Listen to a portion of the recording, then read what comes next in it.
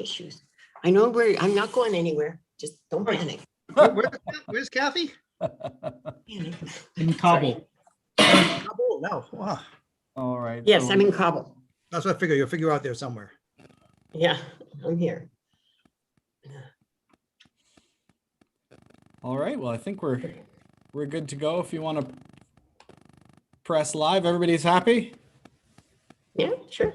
Anytime. Standing. Well, Arjun, just let us know when we've gone live. We are live. Thank you so much. Hello, my name is Robert Baines. I am the President and CEO of the NATO Association of Canada, a charitable organization dedicated to involving Canadians in security and making sure they understand the value of NATO. That's not something that most Canadians do think about, but we are urgently making sure that that is the case, that Canadians are brought in to the idea that they are part of the world, that we are not an island, and that Canada has to be very concerned about NATO and the rest of the rules-based international order and how that impacts our daily lives. Today, of course, we're going to talk about Afghanistan. It is an issue that has been recently forced onto our discussions by the US Declaration of Withdrawal. And of course, Canada's long and hard legacy in Afghanistan ever since the early 2000s. So today we've got a great panel to talk to you today about how that impacts Canada and what that might mean going forward. And I'm really pleased that the panel today was created by one of our directors, Pierre-Olivier Bousserius. He is not able to join us today, but I'm just so pleased with what has come out of this. It's going to be about an hour of a firm discussion and then about another half hour of chatting afterwards that you're welcome to join with. Our moderator today is Hans Bathija. He's a Canadian-born consultant, a British-Canadian consultant, I believe British-born, in strategy and risk. He's one of our long-serving board members at the NATO Association of Canada and also a former board director at the Royal Canadian Military Institute. He's a foreign student liaison with the Canadian Forces College, a member of Chatham House, the Royal United Service Institute, and Oxa Society for Central Asian Affairs, and is a fellow of the Royal Asiatic Society of Great Britain and Ireland. His family roots are in Afghanistan, Pakistan, India, and Central Asia, as he is the son of a Hindu Shindi who fled to Bombay, India from Karachi, Pakistan in 1948 during the partition of India. His forefathers were Hindi bankers from Skiapur, Sindh, who provided financial services to Afghanistan's Durrani Empire and along the Silk Road from Xinjiang to Astrakhan to Tehran. In addition, his mother is of Han Chinese descent. Coincidentally, Mr. Sham El Bathija, no direct relation, became Afghanistan's first Hindu ambassador when he was posted as Afghanistan's ambassador to Canada from May 8th, 2014 to May 12th, 2016, and is also a former economic advisor to the former president, Hamid Karzai. Given Mr. Bathija's familial connection with Central and South Asia, he is well suited to moderate this timely discussion. Hans, thank you so much, and I look forward to this discussion immensely. Thank you, Robert, and it's a pleasure to be here and represent the NATO Association of Canada. Certainly, the topic of Afghanistan is first and foremost with Canadians, since we have been in Afghanistan for a number of years, and certainly not there now, but we certainly have a legacy there. I'm not going to go on too long here, but we have two distinguished panelists here. We have Mr. Kamran Bokhari from the New Lines Institute, an expert in such matters of Afghanistan, Central and South Asia, and other matters. I've known Kamran for a number of years now. I can tell you he's a man of the highest order, and so he knows the subject extremely well, given his own family background and his interest in this matter. He's also of Stratfor as well. We also have the distinguished Kathy Gannon, a Northern Ontarian of note from the lovely town of Timmins, Ontario, which I have not been to, by the way. I've been to Kirkland Lake, but certainly have been up north, and a lovely place that it is. And she's a distinguished correspondent with Associated Press and representing the Maple Leaf in my family backyard, basically. So lovely to have you here, Kathy. Just a quick question. I see you've got an injury on your wrist there. I was wondering, is this a recent episode that you may have No, heard? Yeah, no, this is from the shooting in 2014. I have several injuries still from the shooting in Host in 2014. So I have to wear on my left hand because the hand was almost gone. So as a result, I have to wear a brace on my left arm and hand, but I can still use part of my fingers. And if I had a glass of wine, I could hold on to it. But so all good. I thought it was more a mundane story of you having wrist issues from typing.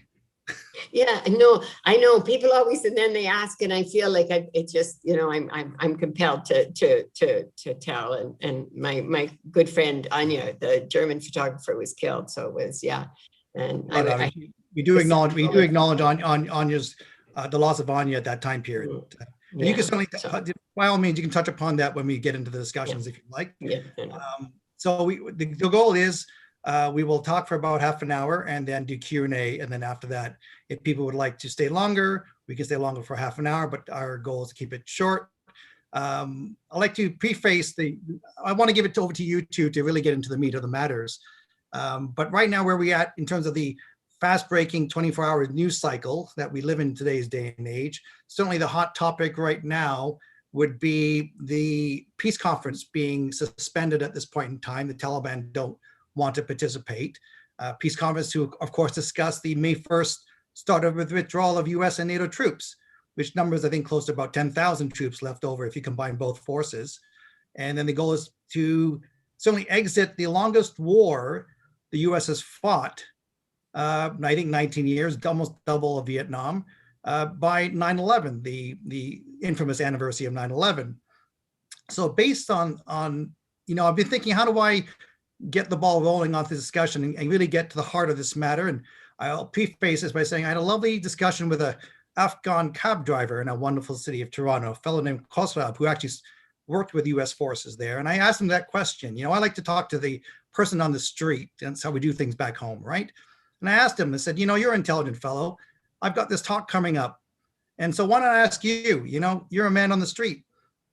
What do you think is going to happen with this peace deal? And he looks at me and goes, well, you may remember Najibullah. Does Ghani end up like Najibullah? That is the question as US forces withdraw. That was his perspective.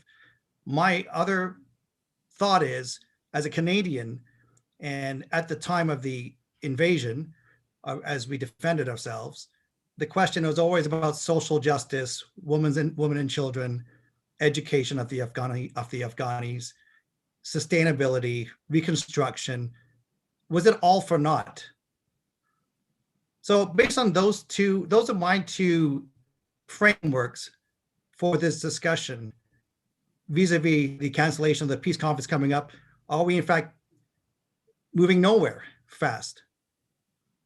And I'll turn over to my panelists now to discuss the issues of the day, and I'll insert myself where I think I could add value, which I don't think there's much value to add compared to you two. Thanks. I'll let the ladies go first. Oh, thank you very much.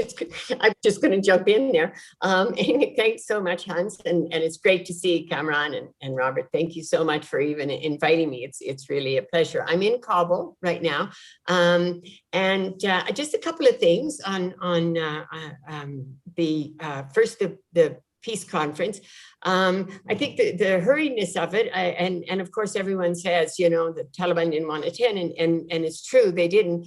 I think the thought was that the plan was to get everybody onto an island outside of Istanbul and bang heads for 10 days until they come up with an agreement. And I think they said they didn't want to get there and be forced into something they didn't want to do. So that's their logic. So where it goes from here, it's supposed to reconvene at the middle of May. They're going to try and have it again. On the other that you said about social justice and whatnot, I think I'd like to say a couple of things, if you don't mind. Post-2001, in 2002, 2003, it was the women who spoke out the loudest against the warlords. They were the ones who said, look outside, who's destroyed this country? Why are they inside this tent? They were ignored. They were, in fact, the US and allies suggested that they should leave the country, one of the ones. Another one was actually had to leave her home in the middle of the night because the defense minister of the time, Fahim, who was an ally, had sent soldiers to her house.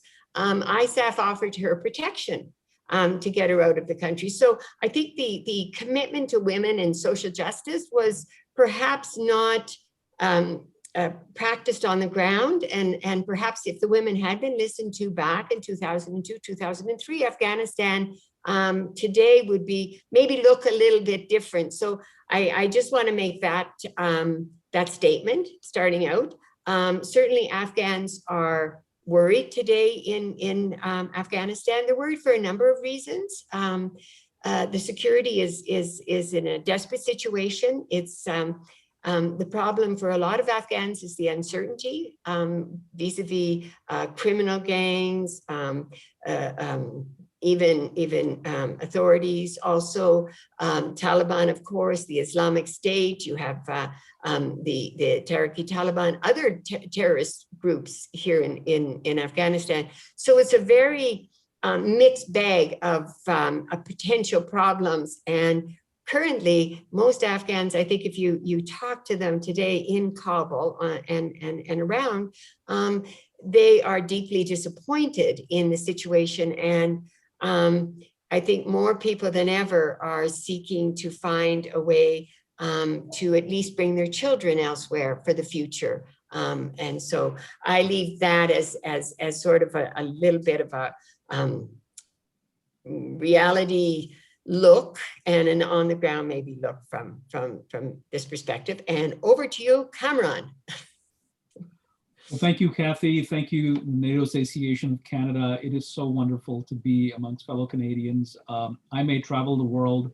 I live in the United States, but Canada always has a special place in my heart and always will. So with that, I just want to point out like 3 or 4 key developments or key trends that I am observing, I'm looking out for, and what I think will unfold as we move towards that September 11th date when the Biden administration has announced that all US forces would have withdrawn from the country. But I want to weave what I say into the 2 points, one made by Hans and the other made by Kathy. Hans mentioned Najibullah. Najibullah, for those of the listeners who are not familiar, was the president of Afghanistan under the communist regime, and his government fell in 1992, and when 3 years after the Soviet withdrawal. And a few years later, after the intra-rebel war, those factions that fought unitedly against the Soviets and then turned against each other from 92 to 96, and then gave rise to the Taliban. So when the Taliban in 96 came to power, former President Najibullah was brutally murdered by the Taliban. He was dragged out of the UN compound along with his brother and beaten up and perhaps shot. I don't know the details, but a very gruesome— Castrated, actually. The rumor was also castrated. Yes. So suffice to say that it was a really gruesome scene to watch. And finally, they hung him from whether it was a lamppost or something on the street. There's a lamppost in the town square. I was there. There was a lamppost in the town. Thank you. And so he, that symbolizes the fear of Afghans right now. And that's why the cab driver that Hans spoke to said that, is the current president going to face the same fate? Because the Taliban, the assumption is the Taliban will once again steamroll into Kabul at some point, not immediately, but eventually. And the Taliban, remember, rose in 94. It wasn't until the fall of 96 that they actually took Kabul. So that is the fear. I don't think that fear is misplaced, but I also think that the Afghanistan of today is very different from the Afghanistan of the 1990s. And Kathy can tell you far more details about how it is different. She's been covering it for far longer than I have. But I think that there are sufficient arresters in the path of the Taliban to where they just can't steamroll into Kabul. And those arresters aren't just physical, as in military forces, opposing forces on the ground, and areas to capture. It's also that the Taliban don't want to go back to September 10, 2001, where they had a regime, but it was only recognized by 3 countries, Pakistan, Saudi Arabia, and the UAE. And they want to be able to emerge from in this post-American Afghanistan as an internationally recognized legitimate Afghan national government, if not dominating a future Afghan state.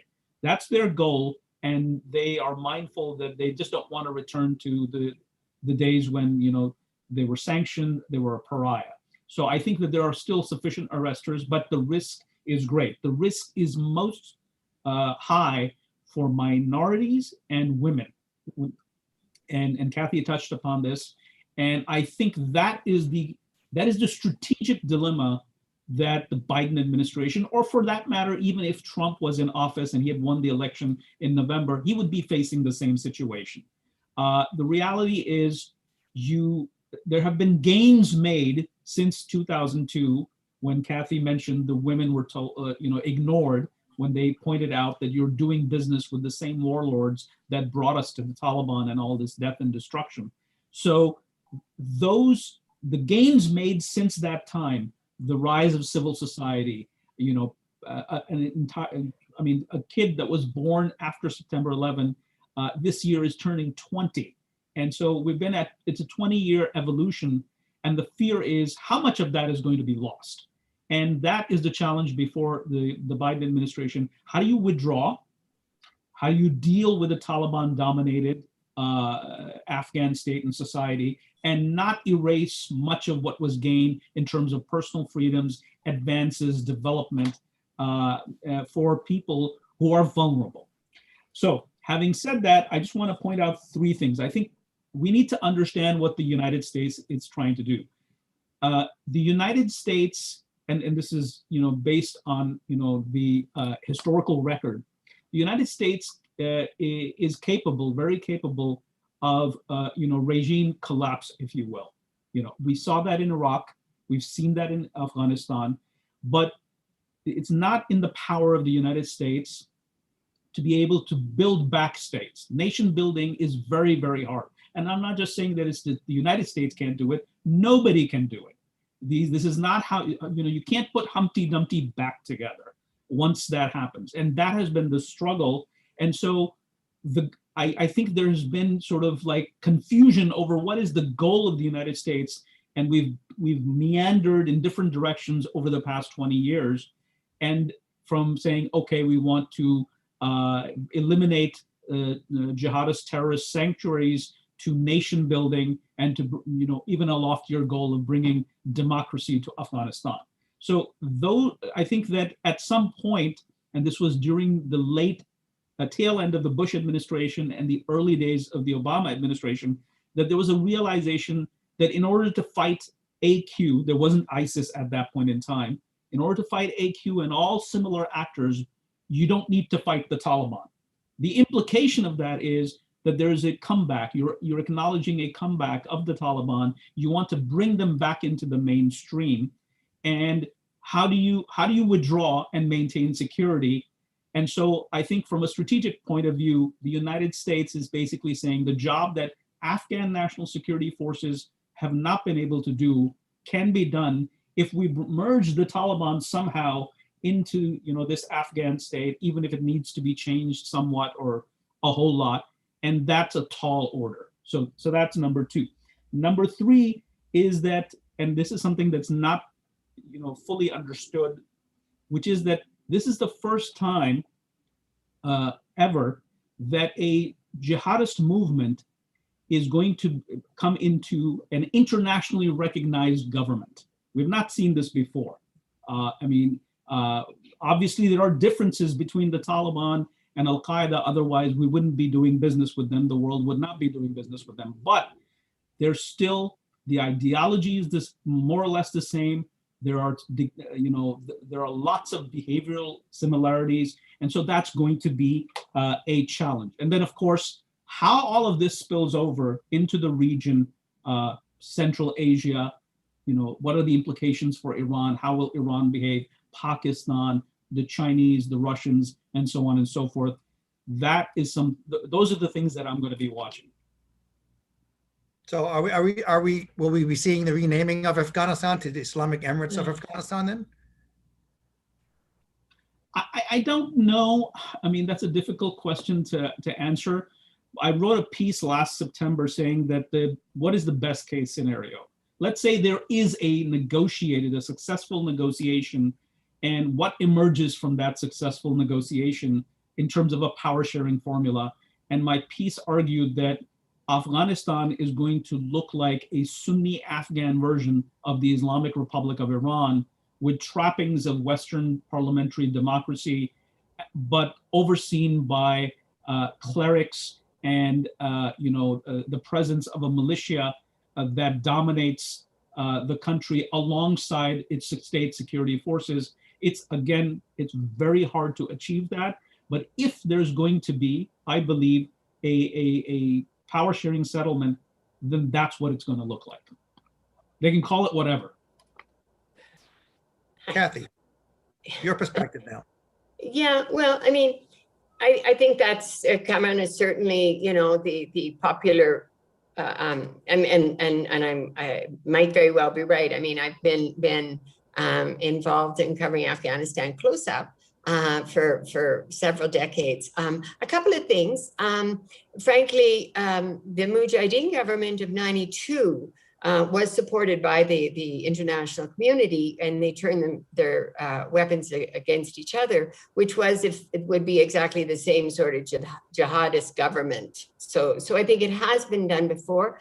I think what wasn't mentioned was that those same people who turn their guns on each other are the one, and the level of corruption in that occurred in terms of dividing the country up into little fiefdoms, are the same ones that were brought back in 2001 in the Bonn Agreement. And so that Afghanistan looks today I think, because you have to look at it from this perspective as well, as opposed to just from a distance, who are the interlocutors on both sides of the equation, I think has to be considered. And it has to be looked at to try to understand from an Afghan perspective of where do they go forward, and what will their country look like.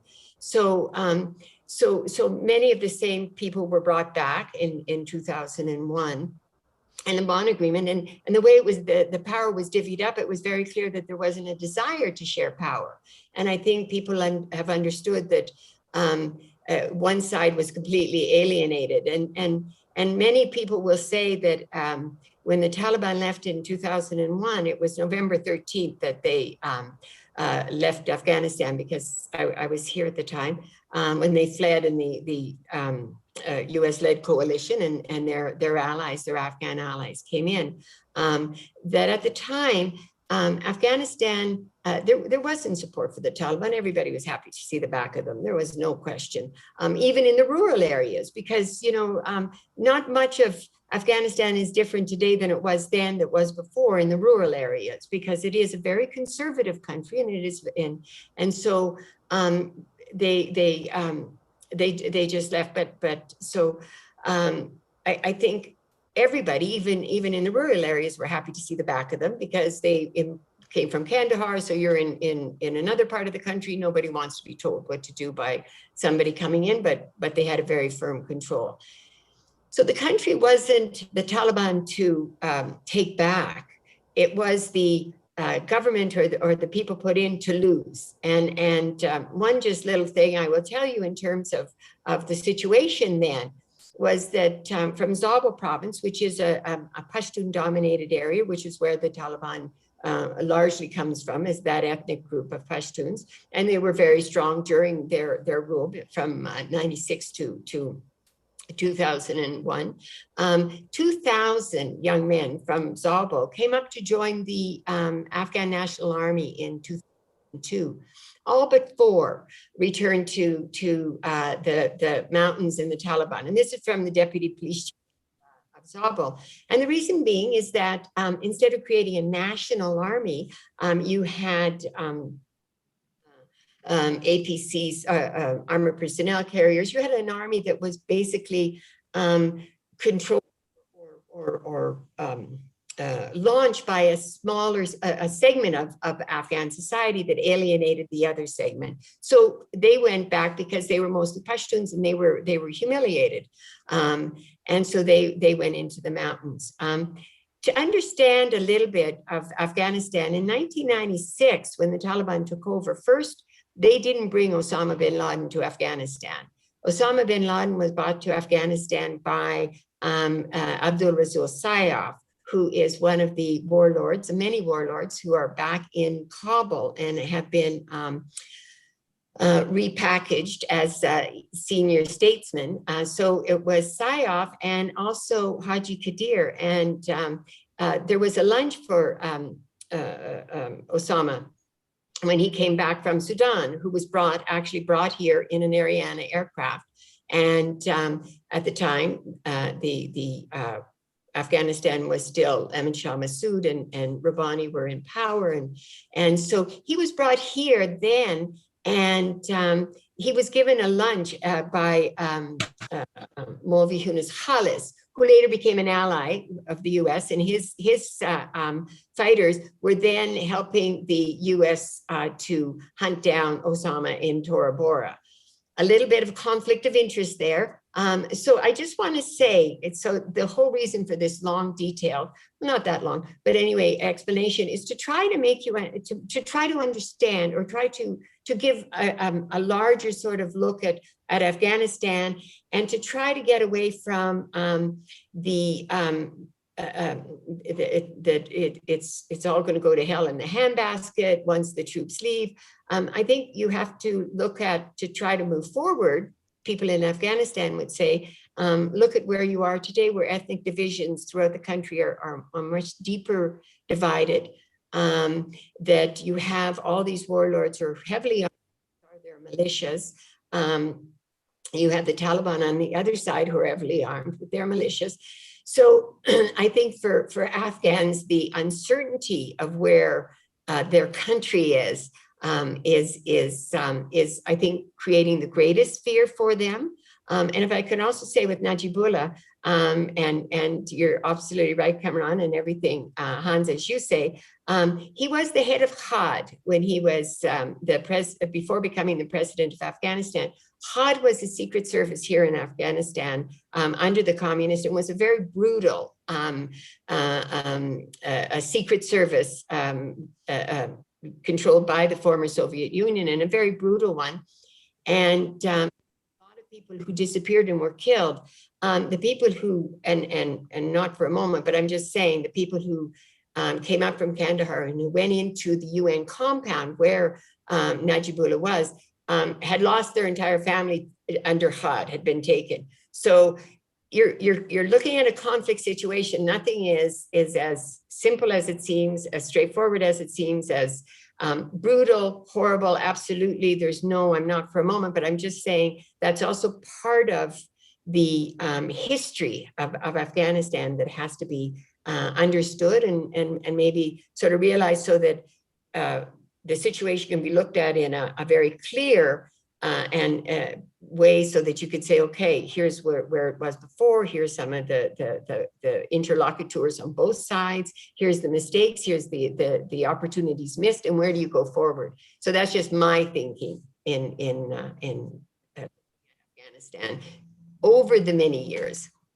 Kathy, that's a very valuable response to Kamran, because I think we've closed off on a number of loops for a lot of people who are not familiar with the background, the warlord years, the Soviet years, because there are soldiers in Afghanistan who were not even born when this was happening. It's actually true that a lot of U.S. troops are actually fairly fresh and were born after this whole conflict started. course, way of course. And it sounds like from what you're saying is we're sort of at a bit of a Mexican standoff right now as compared to what was there before. Well, I mean, it's difficult, Hans. And Kamran knows very well, and it's a difficult situation because you have interlocutors on both sides that you have to look at and say, okay, who are these interlocutors? How is it possible for the country to move forward, given who are the interlocutors that were allied and are allied with the U.S. and the Taliban on this side? Also, please, so I think it's really important to try to not sugarcoat things and to try to really look at it very, very clearly. And then with that sort of clear look, try to figure out how to go forward and what to anticipate if you can. One of the things I want to say, and I'll stop talking for a while, but is that Afghanistan is very difficult to predict. And if anybody said, well, Kathy, what do you think is going to happen after everybody leaves? I could give you, well, odds are this could be or that could be, but when the Soviet Union pulled out in February 15th, 1989, when the last soldier crossed the Friendship Bridge into Uzbekistan, everybody thought that the Najib would fall within weeks. I watched as the Mujahideen went into Jalalabad in waves. They literally went in waves into Jalalabad, dying by the hundreds because it was believed that Jalalabad would fall. It was an easy take. So, and of course, Najib lasted for 3 years, and he actually negotiated his departure through the United Nations and Benon Savant. And it was only when two of his generals, Dostum, who is now a warlord in Kabul, and Babajan, a general who controlled the airport, and forced him off of the aircraft, the UN aircraft, and into the UN guest house in Kabul. So I guess it's really important. I feel like if there was a little better understanding of the history of Afghanistan post 2001 and in 2001, when people were discussing the bond agreement and looking, that there might not have been the situation that exists today. And one last thing really is in 2004, I wrote an article for Foreign Affairs. I was doing a fellowship at the Council on Foreign Relations. And the title of the article was Afghanistan Unbound. And it was about what a difficult situation Afghanistan had become and had found itself in. And I said, and one of the lines in it was, how did Afghanistan get to be so bad so quickly? And that was in 2004. So I guess for me, and from looking at it from the perspective of many Afghans who never left during Najib's time, during the Mujahideen time, during the Taliban time, after 20 years, their frustration and disappointment for many of them is causing them to think about leaving, and because they're afraid for the future of their children, and they're afraid, they don't want the Taliban back, not in a heartbeat, but they're also afraid, regardless of whether the Taliban come back or not, the militias that are heavily armed, the warlords that have deep feuds among themselves and have shown in the past that, when those feuds erupt into violence, that it's very dangerous. They're built along ethnic lines that if that creates, and they have regional allies, whether it's Iran, whether it's Pakistan, whether it's Russia. So yeah, it's a really for Afghans. And again, I keep going back to Afghans because policymakers can speak, they know each other, they know the leadership, but for many Afghans, the really level of uncertainty is very frightening for them. And people who were dead set to say never leave are looking to go, or at least take their children, and they will come back and work, of course, but their children because they're afraid here. Again, as someone who, whose father was partition refugee in 1948, and we had done the Hundi banking. We were part of the Shikharpuri banking network, right? That went, as Robert said, along the Amu Darya River, all the way down to Tehran. We were there for hundreds and hundreds of years. In fact, pre-Islam. And Sham Bathija has been in Kandahar. His family's been in Kandahar for, you've known Sham. he's there for 350 years, something like that. So, we've seen people come and go in that region till partition happened. And then that was pretty well the end of that. But we've never replaced the financing system that was there by the Hundi bankers. That's always been talked about. We've never replaced the poppy GDP. My good friend Brian McDonald, Colonel McDonald, past president of the NATO Association, always remind people we've never replaced a poppy crop. So there's two reconstruction failures there that we've never been able to achieve. So thanks for your responses there. I think it's a troubling time for Afghanistan as to what comes next. There's no one key power player really that holds the keys here. But I'd like to let's spend the last few minutes before we get to Q&A is pulling it up a level, because this talk is the NATO Association of Canada talk. It's only when the US-led forces went in, it handed over to NATO forces, ISAF. I posted General Hillier here many years ago. He had a wonderful presentation on the Canadian troops in Kandahar, talked about the marijuana stocks, the use of tanks to push down the marijuana stocks, because there's a lot of hit and run going on there. So the question for I'm going to put it back to Kamran now is, now that NATO's leaving, the US is leaving, the original intent of the US-led invasion was to stem terrorism. That was the initial intent. The assumption by leaving is that we've licked that issue. So Kamran, have we licked that issue? Are we leaving with a tail between our legs? Are we leaving with a head held up high? And are there future threats to be worried about? Or is it all going to be solved in the soon to be scheduled peace conference whenever it occurs? So I don't think that, there's anybody's head is held high, far from it. I think that, we have a situation which is very difficult. And I think that there was a strategic error made on the part of the United States, which was the lack of clarity of what the mission is. What is the mission in Afghanistan?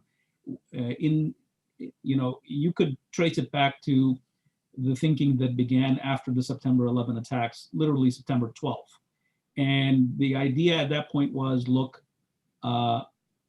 we know who these people are, we know where they're headquartered, and we want to be able to prevent another attack like that. Nothing like that had ever happened in American history. The last time something like that happened was out in the middle of the Pacific, when Pearl Harbor was attacked in 1941. So it was a shock to the United States. The United States was grappling with how to respond. No American president had, to deal with, and ever since, continental United States was shaped, as we understand it today, with an alien, outside foreign force coming in, and a non-state actor, and engaging in these sophisticated intelligence operations that led to the September 11 attack. That was a major shock. So how do you deal with it? And the first order of business is to neutralize those who committed it, and shake them up. You can't, you don't know where they live. You have a rough idea that they're spread across 60 countries, but headquartered in Afghanistan with massive tentacles in Pakistan. So you have to deal with that situation. Somehow, we got from there to where today, and that somehow needs to sort of be understood by those who are in Washington and will be dealing with similar situations. And then quite frankly, if you look at how the Obama administration completely moved away from the entire idea of boots on the ground to, smart warfare, as they call it, the special operations forces, intel ops, UAV strikes, and other forms of hands-off, if you will, military options. That entire thing came out of this experience because you didn't know what to do. So you want to be able to neutralize Al-Qaeda, but Al-Qaeda is being sheltered by the Taliban. You try to get the Taliban to cuff them up, and they didn't. And then it's a difficult choice. Do you not do anything? How do you not do anything? If you're the Bush administration, let's do some empathetic analysis here. There were serious mistakes made, but if you're in their shoes, what do you do? How do you respond? And so the response was to, effect regime change. And I don't think we went from regime change that was poorly thought out. And the bond process in many ways was sort of like, okay, now that the old regime is gone, let's build a new one. It wasn't really well thought out. There were all sorts of complex negotiations that took place with even Iran, with whom there was great animosity, and the Iranians helped a lot in terms of actually toppling the Taliban regime through their networks and their influence inside Afghanistan to actually creating the bond process. Then there is the Pakistani pushback to the bond process. They don't want to give up their proxy, and so you have that situation. So it's been one chaotic generation, if you will, 20 years of chaos, and somehow we said, okay, let's build a new state. And it's ironic that in 2001, prior to the September 11 attacks, when then President George Bush, who just got into the White House, gave a speech, graduation speech at West Point, the American Military Academy, in June, said, we have no business doing nation building. But that is exactly what he found himself doing. And it's a difficult thing. How do you remove the Taliban, and then how do you build something else? So I think that there needed to have been clarity. Where do we go from here? Look, you can't undo the past. The past is there, and you work with what you have. I think, and this is my understanding, I may be wrong, that the United States has come to a point where, look, there is consensus now, near consensus, that, even if we stayed another 5 years, what difference will that make? Assuming 5 years is an option. So if we're gonna leave, and as Kathy pointed out, much of the rural countryside of Afghanistan is still the same as it was many, many years ago. So we're not really, we've created urban centers of, vibrant civil society, but that's about it. But we don't have a state that can protect those gains, and that's the best you could do. So I think that what they're hoping for is that, and this is a big assumption, that the Taliban need for financial aid. I mean, they're not going to just rely on the poppy industry and the drug industry to fuel, it's one thing to fuel a militia. It's another thing to be able to provide for an entire country, do governance based on a drug economy. So they need that external, if you will, assistance. Nearly 80% of the Afghan government's budget comes from outside.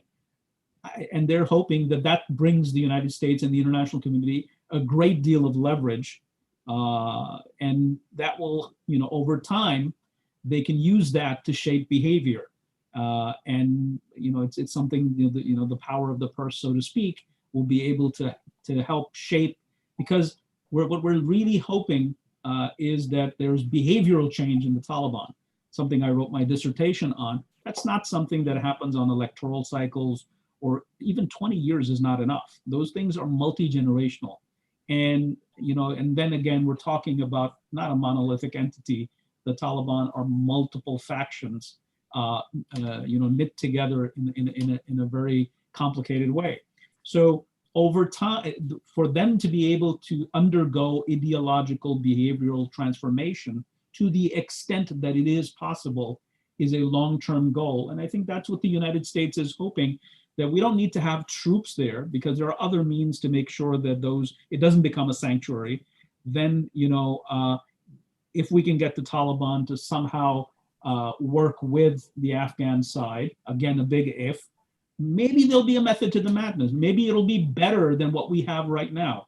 And one last thing is that we need to be mindful that this drawdown is coming into the home stretch. It's been going on since the early days of the Obama administration. And right now you have 3,200 forces that are engaged in what you could call combat activity, supporting Afghan national security forces, and the rest of the NATO forces and the rest of the American troops are engaged in support operations. For example, helping in repair of military hardware, things that get broken and whatnot. How do you do that? As just an example. So, what will actually happen? I think this isn't like a situation that, oh my God, we're pulling out and then that's it. The sky is going to fall, as Kathy was Not trying not the fall of Saigon, is what you're saying. say that again. It's not the fall of Saigon. This is not the fall of Saigon. That's I don't think history repeats. I think it rhymes. Anyway, Kathy, you want to history? Yeah, because history is repeating, actually, Kamran. And unfortunately, I think for Afghans, and I certainly take what you say so well, and you're absolutely right. A few things that were left out, of course, was the going to Iraq immediately, which didn't finish the job in Afghanistan and handed off the spoils of war to the also, what wasn't mentioned was that the Bonn agreement, they didn't share power. So I mean, there's a number of things that were, and Rumsfeld very clearly in the early days said that America was not there to nation build. I'm not sure what America's strategy was, and maybe it changed, as you so rightly say, over the time. But Rumsfeld was very clear. He made that statement several times that America was not there to nation build. It was a light footprint. The UN Special Representative Brahimi was very clear that they wanted to make a light footprint, which was a difficult thing to do in a country already devastated. So they had no institution. That changed with time, as you so rightly say. So there's a number of things. I think that when looking to the future, it's really important to really understand the past and to sort of see, because there is a certain, and while you say, how do you change the Taliban, and so rightly so, I think a lot of Afghans say it's how is the mindset of a great number of players in Afghanistan that have to be addressed, and their mindset, their militias, their commanders, their that are exist today and are an allied with the on this side. So I think there's a real landscape that has to be looked at as a whole, and how does that change, and how does the international community work with the entire landscape to see where that goes forward, if in terms of where Afghanistan moves, it seems to me. Yeah, so thanks for the remarks, Kathy. I've got 1,000 more questions for the two of you. Both of you are very astute and erudite on this subject and very passionate, and it is an honor to be here and to think of all these questions I could ask you, but I would be remiss, because I'd be certainly shortchanging our audience who also have similar questions, and I'm sure far more intelligent questions than I would have to ask. I've got one here in my little box, so if you guys are okay, let's see what I got here. Question from Nicole Doherty. Recently, the BBC has interviewed members who have said they have defeated the US.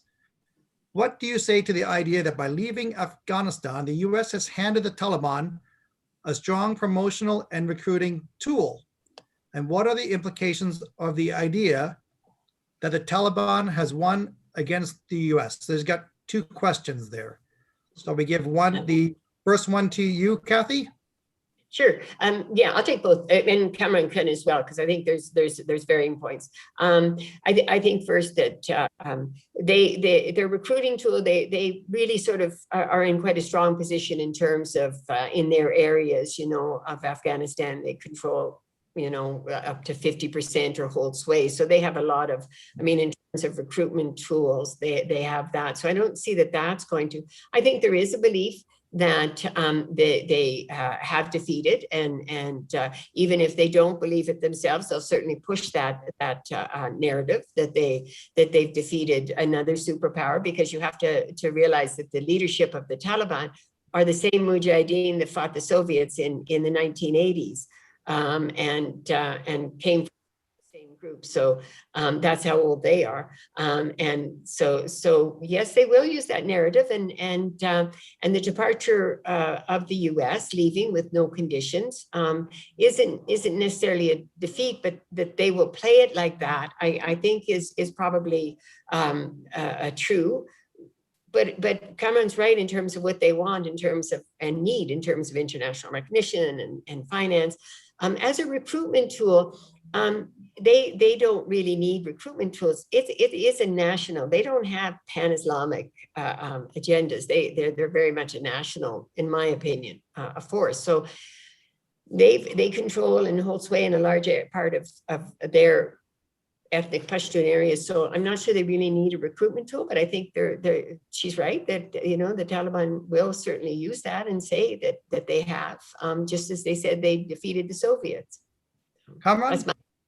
Yeah, no, I agree largely with Kathy. I'd just add that, look, she's right. They don't need a whole lot of recruitment tools because, as she said, they're in control of a large amount of territory. But what will happen, they're not a transnational jihadist entity, but they're allied with transnational jihadists somewhere between the tactical and the strategic level.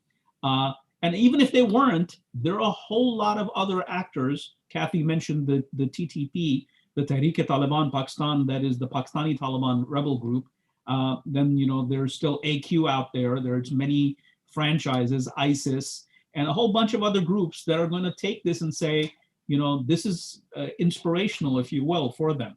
That, AQ was born out of this idea that a bunch of ragtag, Arab Muslim forces allied with their Afghan brethren forced the Soviet Union to not just leave Afghanistan, but it led to the collapse. That's a narrative that they've shaped. It's not true.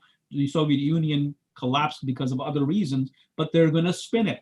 And yes, their spin doctors and their narrative shapers are going to use this, and there's nothing that can be done about it. But the reality is that, look, and this is, again, this isn't something that is necessarily a failure of the United States per se. So what has happened is that it's not that they defeated, the Taliban defeated the United States, is that the United States or any other power in the world cannot subdue an insurgency in a difficult terrain like Afghanistan. That was the strategic mistake that Washington made. And Kathy mentioned Rumsfeld. I still remember the former defense secretary saying that during Operation Anaconda, as it was back then, that we are mopping up the remnants of the Taliban. And, by 2004, Kathy mentioned they were back. 2005, they started suicide bombings. So we're not mopping up remnants. They, like any guerrilla group in the world, they declined combat in the face of overwhelming military power, only to come back and fight another day. So this was hardwired into the way the invasion of Afghanistan or the military intervention in the country took place. So there is no escaping. This is the outcome that was going to happen. And a lot of us have been saying this for a very long time, that there's no way to subdue an insurgent force. The same thing happened in Vietnam. You can't subdue a determined, popular insurgent force that has access to resources in neighboring countries. So it's a good segue. We've got a little bit of short time here before we have to wrap it and determine if we can go over. You guys okay to go after 12 o'clock? Yeah, well, I have some work that I have to do. We'll keep it a little bit short then, so it won't keep it too much longer. Sorry. That's fine. I've got one more question, and it is following one of my thoughts about when you bring up Rumsfeld. For a lot of people, they don't remember who Rumsfeld was. So we are talking a different time period, and then since that time of Rumsfeld, we have the rise of China. 20 years later, China is no longer the China of 20 years ago. So based on that, the question coming in from HB, lovely initials, and Griffin Cornwall, and I'll give this to Kamran. Kamran, Afghanistan is currently estimated to have 3 trillion of untapped mineral wealth. As hostilities cease, which state and or actors do you see playing a key role in extracting these minerals? Following the above question, is there a potential for China to expand the BRI into Afghanistan and become an influential player there? So on the minerals and doing anything of like that is reconstruction or development, it's essentially based on how much security there is. It's a very difficult terrain.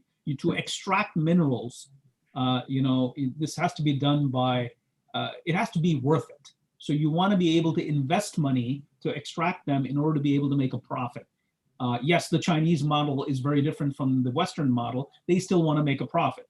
So it will happen to the extent that there is security in the area where these minerals are located. This is the same argument for that the TAPI gas pipeline running from Turkmenistan through Afghanistan. Pakistan was supposed to go to India. India bailed out of it.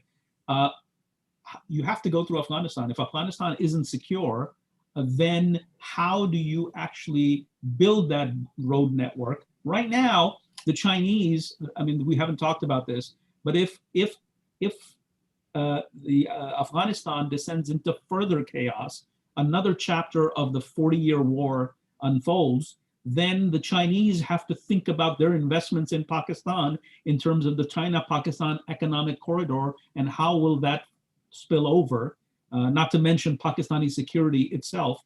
So I think it's a tall order. I remember that back when the Canada was trying to leave and extricate itself from the military commitment in Kandahar, there was a huge debate in the country, and I was once asked that what is the business of Canadian forces? We're not the United States. We do reconstruction and development. We're not like the U.S. where we engage in conflicts. We don't have the capacity, the financial resources, or the military. And my answer to that was, you can only rebuild and reconstruct and do all those nice things, in a country, as long as you're not shot at. When you're shot at, you're going to shoot back. And so I think that holds true for the Chinese. Kathy, do you have any perspective on the Chinese? Do you see Chinese presence on the ground in Kabul these days more than you have seen in 20 years?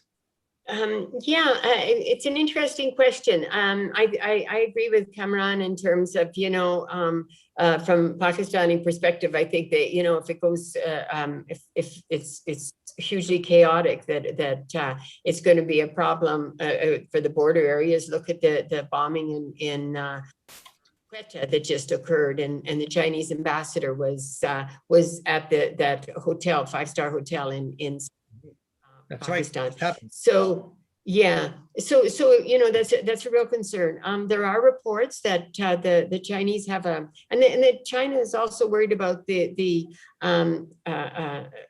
Turkestan group, the independence group, the Uyghur independence group, which has some people in Afghanistan who they're with. There's some suggestion that there is a small number that are with the Islamic State. There is a report that there is a Chinese battalion. I confirm it because I don't know, but there are different reports in the Wakhan corridor in northeastern Afghanistan. So I mean, I think China is certainly concerned because it doesn't want its investments and its plans for this one road, one belt to be endangered, as well as it has different pursuits in Afghanistan, both in the north and in outside of Kabul. So yeah, there's a lot of reasons why China doesn't want to see the security. And as Kamran said, I mean, if it's and it doesn't matter who it is, it's not even if they're shooting at you. It's if you're corruption, or you're not able to move, you're not able to do anything. Supply chain. Mm-hmm. Yeah, we've got it's coming nigh on high noon here, and we've got 2 questions. I know we've said we can go a little bit over, if that's okay with you, Kathy. Sure. But before we go a little bit over, because some people may be leaving us at noon, but so I'm going to do something. I'm going to do something very spontaneous. I'm going to give you a plug because I've got your book here. If I can see it here. Whoops, where's my book? Doesn't show up on the screen, does it? No, it Anyway, I got a doesn't. book here. It's invisible. Doesn't. It's It's not- invisible. Oh, there it is. There it is. I got it. It's the Yay. filter. Yeah. So this Thank is Kathy's book, I for Infidel. By all means, pick up a copy. I did myself. So some wonderful, peaceful nighttime reading to acknowledge the efforts she's done. So certainly, Kathy, thank you for being on this call with us today with the NATO Association, as well as yourself, Thank you. Kamran. For those people out there who are checking up, do check us out on social media. We're on all channels, so appreciate your support. Support the, make sure that you're proud of the security work that NATO Association does on behalf of all of us. So do thank you. If you can stay on for a little bit more, I'll give 2 more questions and then we can wrap, if that's okay with everybody. First question here, club question. Who will be the most likely to try to fill the resulting power vacuum from the withdrawal? And how is the U.S. prepared to mitigate security risk in Afghanistan after the withdrawal? I bow to you, Kamran, to take that first. So I think that from an American perspective, Pakistan will have to do, well, let me just step back before I mention Pakistan, is that if you look at the US strategic doctrine everywhere, whether it's Europe, Middle East, even if you look at the Quad in the Western Pacific, to counter China, it's based, the principle is regional actors, regional players need to do the heavy lifting. And the United States just cannot endlessly be the one, doing the heavy lifting. And this is not just something that Trump came up with. This goes back to Obama and even into the late, Bush era conversations. So if you go by that principle, then, Pakistan is going to be relied upon heavily. The conundrum there is that Pakistan itself is vulnerable to the changes that will happen in a post-American Afghanistan. So in theory, the idea is that Pakistan will play a role. From a Pakistani perspective, they would want to play a role. And the issue here is very simple, that now, back in the day, and this is sort of the irony, in the 90s, the Pakistanis were giving each other high fives when the Taliban captured Kabul and they had, their proxy in power. Now, there's still those people who are pleased with this outcome, but there are a lot of people in the Pakistani establishment that are really worried because of the Talibanization of that country. So yes, it'll fill the vacuum, but I think there's a vacuum that's going to be created on the other side of the Durand line. Iran is going to try and fill that vacuum. We've already talked about how the Chinese would want to be able to have a role. It's really unclear what they will. They'll probably work through Pakistan. The Russians obviously have an interest here, and the Gulf states have an interest as well. India has an interest. It's not really clear what they will do. Ambassador Zalmay Khalilzad not too long ago asked the Indians to open up their own channels of conversation with the Taliban. So it's going to be, again, based on the theory of, the American doctrine, let the regional powers do the heavy lifting. How they do that, how they fill that vacuum, create more vacuums or shrink some of them, that remains to be seen. I'm going to take the next question and give that to Kathy so we can get Kathy out of here on time. Next question from Untitled Chapter. If the Taliban reintegrate into Afghanistan in 2021, how would it be different from the last regime in 2001? Yeah, I think that's an interesting question. I'm not really sure. I think in the rural areas, it won't change very much, to tell you the truth. I think in Kabul, it won't be 2001. It is not 2001 today in Kabul. You know, everybody has their cell phones. Everybody has internet is there. You know, yes, the Taliban were hardline and they didn't allow pictures. They didn't allow TV. But when nobody was looking, 90% of the Taliban were taking pictures of each other. They all had music in their cars. They were constantly getting stopped by leaders and being, you know, beaten across the head because they had their tapes. So they're Afghans. And so, you know, I mean, they can't go back to what it was in 2001. There isn't a central strong figure like the Mullah Omar of 2001 that had that very rigid, here's how you'll behave, and you'll behave within this box and nothing else. In part, that was to disarm the many armed groups and to retains or bring in some security. So you won't see the 2001 Taliban, but you will see as Kamran rightly said, they will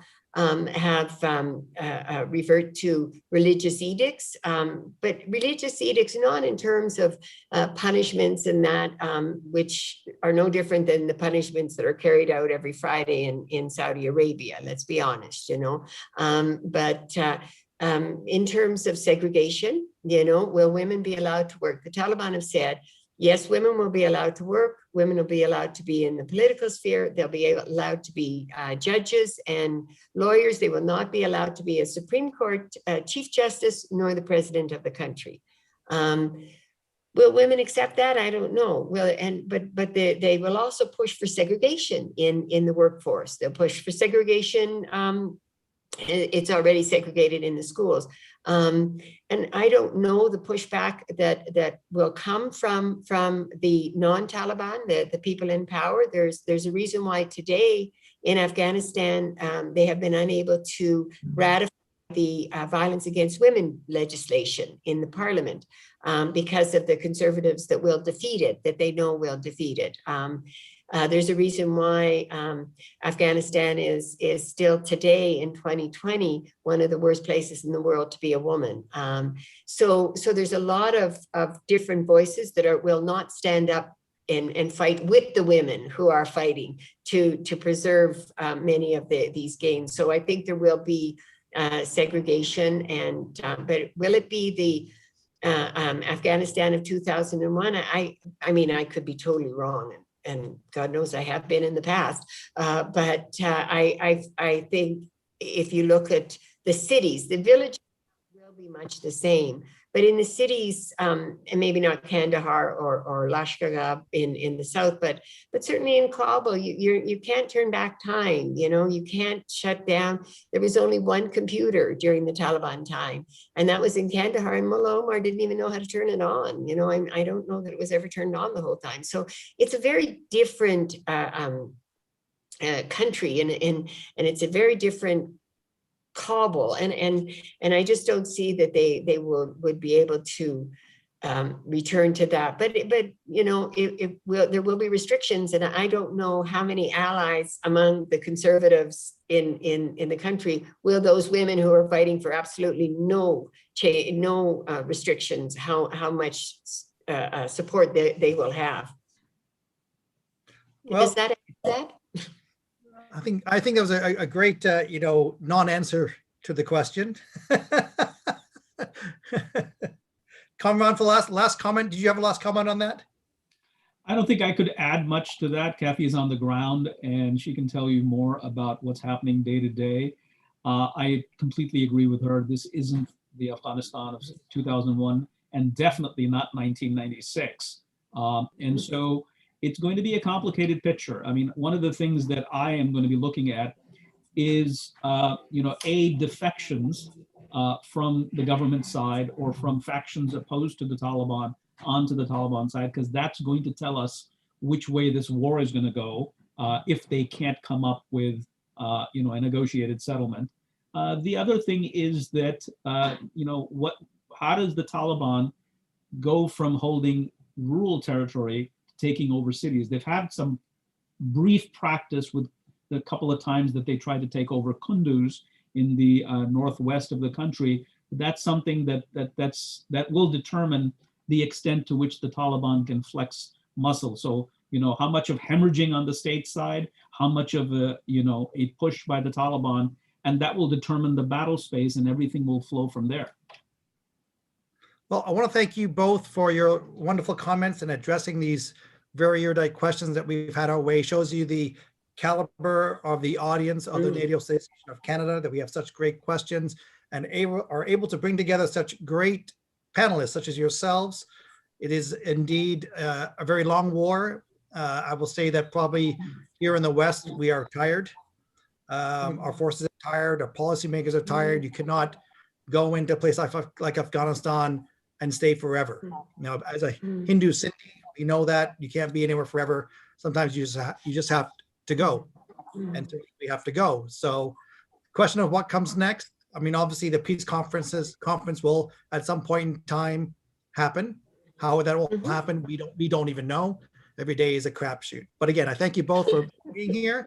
I will hand it back over to our esteemed president, Mr. Robert Baines, to give his final remarks and sum it all up.